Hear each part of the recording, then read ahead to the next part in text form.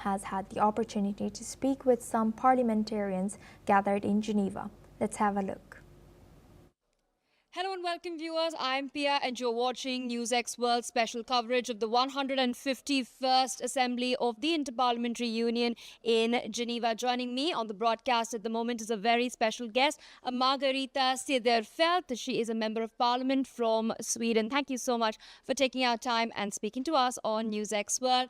At the outset, this is a gathering where MPs from more than 183 nations are currently present. How do you see the IPU as a platform for promoting a dialogue and democracy and ensuring better parliamentary functioning across the world? IPU is very, very important. It's the largest, actually the only parliamentarian forum where all countries are members. All countries are welcome. And we are the parliamentarian side of United Nations. So I see it as mostly important. We have 2 General Assembly every year. And for the winter, the autumn, are we here in Geneva? Then we are in different member countries.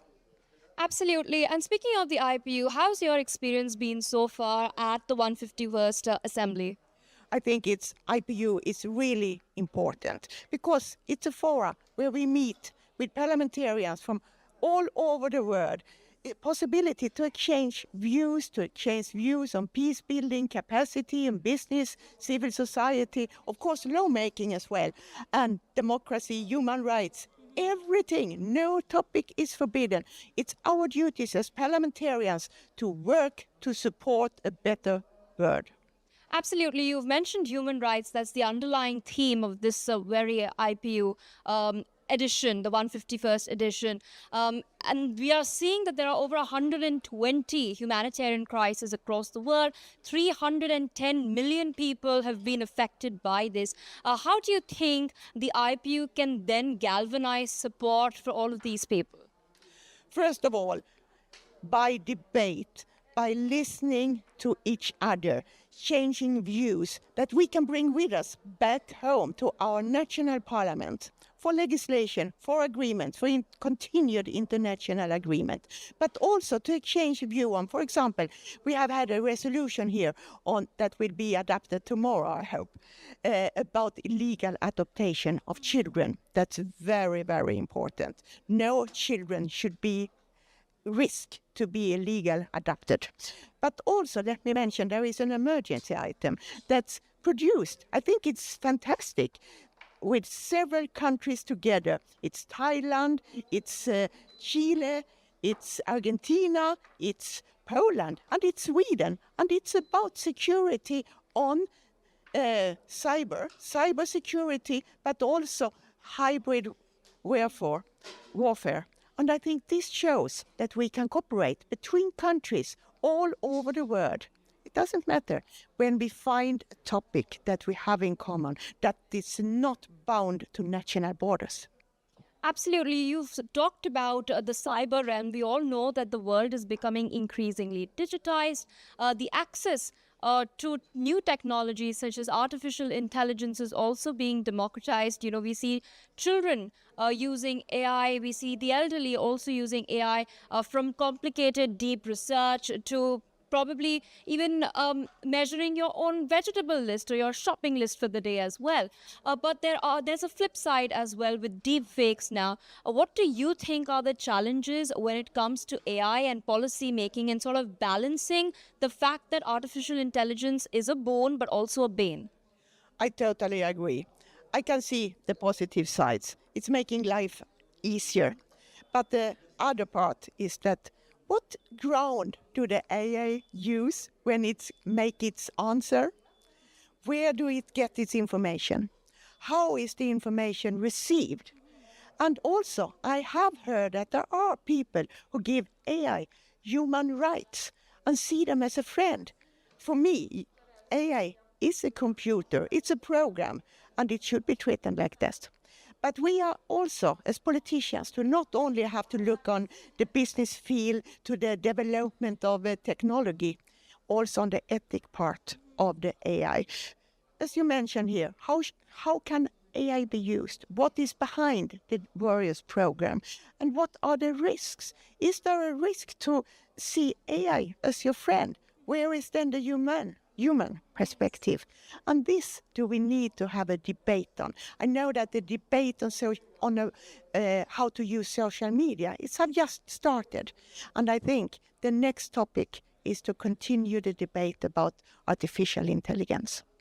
Sweden, as we know it, is a very technologically advanced country as well. So I wanted to understand, how has Sweden sort of incorporated AI as far as governance is concerned? We are working on artificial intelligence. I would say that the development goes so fast, so it's difficult for politicians to be in the front line. We can't be in the front line. We are always, as politicians, and that's not only Sweden, it's worldwide, it's just to admit, a little bit behind. But that's also a good thing, because then we can see what is needed to regulate. So we don't start to make laws before we have seen something what's needed to be done. But let me also say, Sweden is a high developed country with a lot of technology and also startup and innovation. But I must also say that India is another country with a high level of technology, high number of very well qualified engineers. And I say this because I believe strongly that Sweden and India can cooperate more on this topic. Absolutely. Speaking about Sweden and India and the equation, where do you see this headed next? I think, if you mean the Swedish and India, I think we can cooperate on a lot of things. India is the world's largest democracy with more than 1.2 billion people. And you have performed an election. I think this is amazing. And we can cooperate both on democracy issues, but also on business sectors, on humanitarian sectors, because India is a country that's developing and is very soon a middle-income country. And I think that shows that India are on the right pathway. And also Sweden is working in similar direction. So I think we should benefit of each other. And let me also say that in Sweden, Tata have established business in Sweden, and the oldest Swedish company in India, Sandvik, have been there for more than 60 years outside of Pune. And this shows that there is already very tight relation between Sweden and India. And I am actually chairperson of the Swedish-Indian Friendship Group in the Parliament, and I am so grateful for the Indian Embassy in Sweden, because your ambassador will come to the Parliament and we will have a dialogue with all invited MPs about the relation between Sweden and India, because we can develop our relation much more. We're all smiles right now. Coming to a more lighter question, have you ever tried Indian food? If so, what's your favorite dish? I like almost everything, but I must admit that some spices are a little bit too strong for me. But I like the paneer very much. Oh yes, it's delicious. And talk about the dosas. All the different kind of dosas. It's amazing.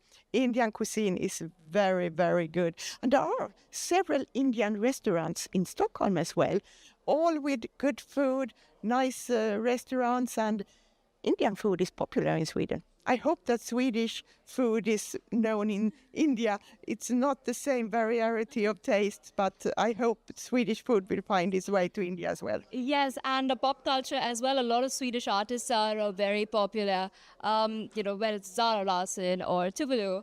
Coming back to a little more serious conversation, we've talked about artificial intelligence, but there's another glaring problem of tomorrow, climate change and global warming. Sweden is at the forefront of incorporating green technology, of harnessing energy, renewable energy in a manner where it's setting an example for the world. We're at the IPU where countries are exchanging best practices. So in that context, what is it that the world can learn from Sweden, and what is it that Sweden would like to take as a lesson from the world? I think what you said here, it's a cooperation, exchanging of experience. We have done a lot. It's easier when it's a small country, when we have developed society. We are trying to develop our energy system quite a lot. We are also working to various standards, so we could limit the use of paper, for example, the use of also the waste management, how to take care about the waste. And what to do to promote public transportation, that's another thing. What to do to promote electric cars. But there is another thing that have started to be debated now. It's good with electric cars when you don't use the oil production, but the electricity need to come from somewhere. And what does this mean? How can we produce more electricity? We believe in development of the power plants because we have already fully developed water energy. There is nothing more we can do with today's technology, but I hope that researchers will come up with some new ideas. There is the wind power. Yes.